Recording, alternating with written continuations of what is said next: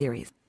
This seminar was recorded on Saturday and Sunday, April 20th and 21st in Asheville, North Carolina of the year 2019.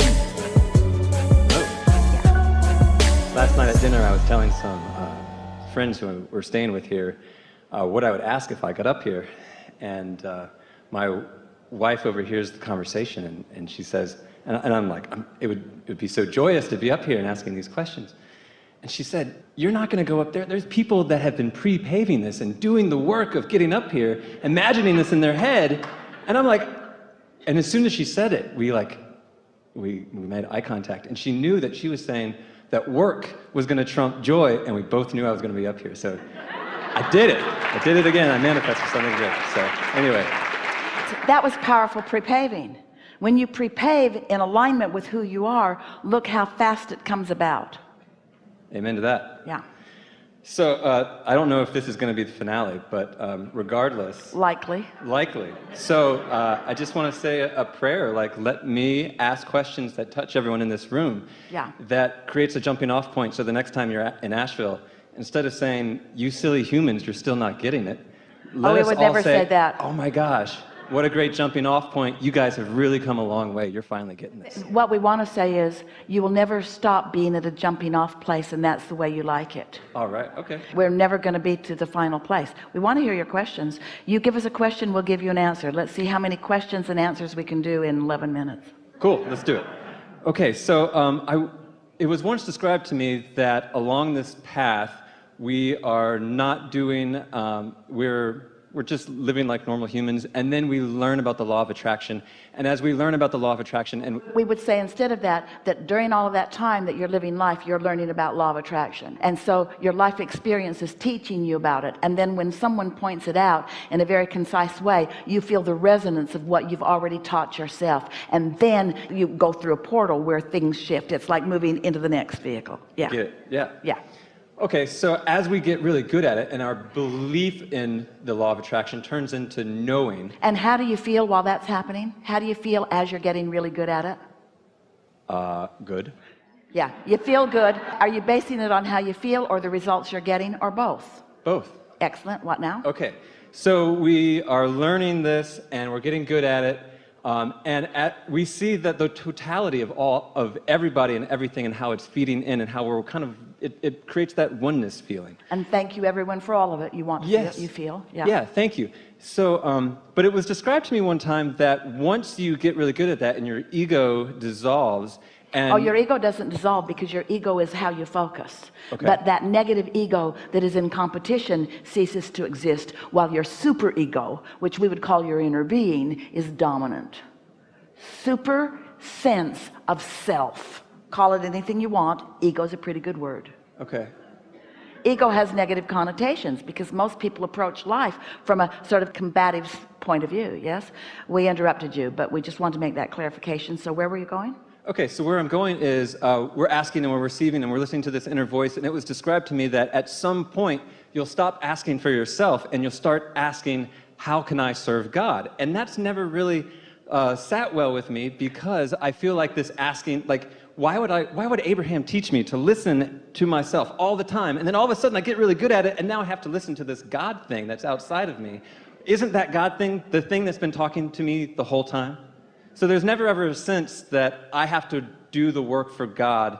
As long as I'm listening, then I'm doing that, and right? in the moment you try to do that, you separate yourself from the very thing you've been trying to find all along.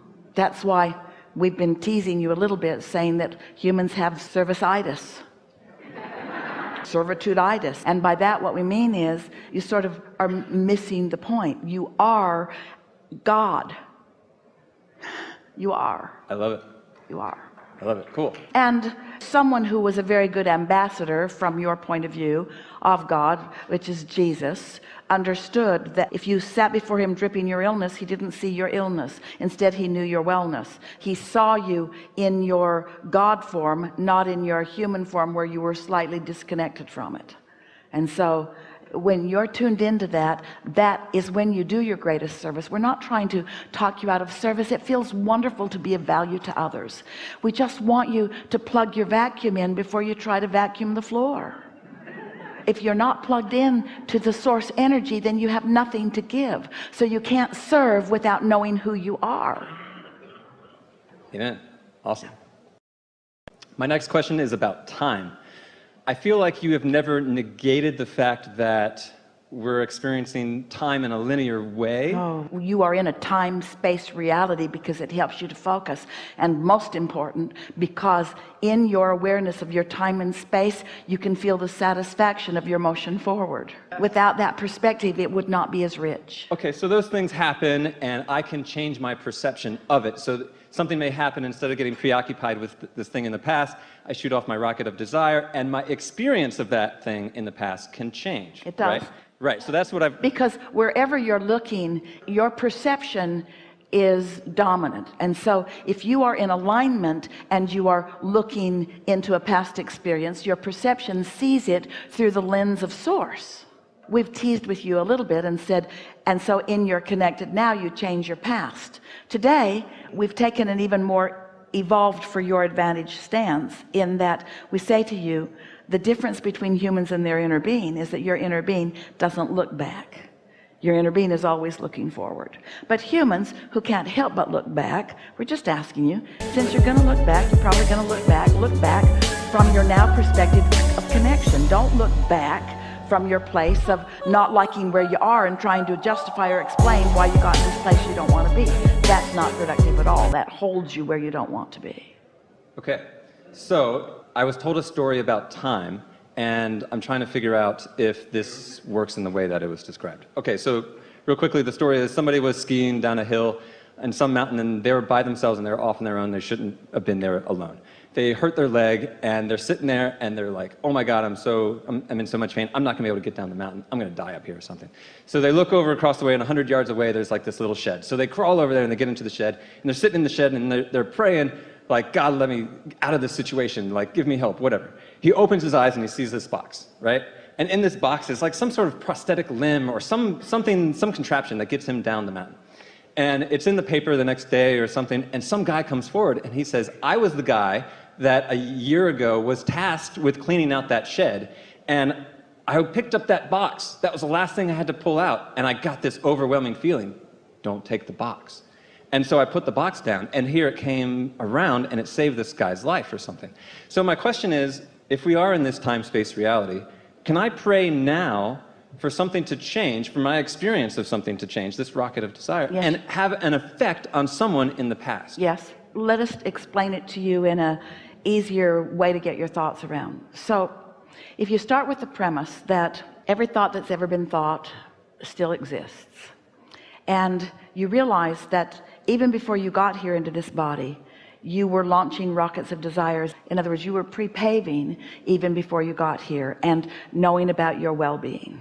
What this conversation is taking us to is a conversation that we had earlier about the immense number of intentions and beliefs and desires that this atmosphere is rich with. It's what we mean when we say to Esther, it's child's play. In other words, that story that you described is child's play in relationship to the things that are possible, because in your desire for well-being, you've put things into the vortex that are underway, and their ability to be translated into realness is only about your ability to perceive them. Because you're slow at doing that, you have a distorted view of reality. You think things have to go really, really slow because as a human race, things have been going really, really slow for one reason and one reason only. You are enamored with what is, so you give most of your attention to what is. So what is just keeps being what is. Different faces, different places, but same experiences over and over and over again. When you catch a whiff of the universe's ability to take your thoughts can instantaneously be transformed into things. It isn't only that someone from the past put it there and you got a thought and another thought and another thought that led you there. There's a lot of that goes on. It is that things can shift in the moment based upon your ability to believe what you are desiring. One day, Jerry and Esther, someone handed them a book, and the book was written by someone who was talking about abundance. And there was an analogy given that once you really get into the vibe of abundance, that it'll start demonstrating to you in lots of ways. And so in this description, pennies would start showing up everywhere. And Jerry and Esther read it, and they were not resistant to the idea of it, but it didn't feel very important to them. They felt in a sort of snobbery sort of way that they were way past that way of understanding creation. They weren't looking to create pennies, but the story captivated their interest just the same.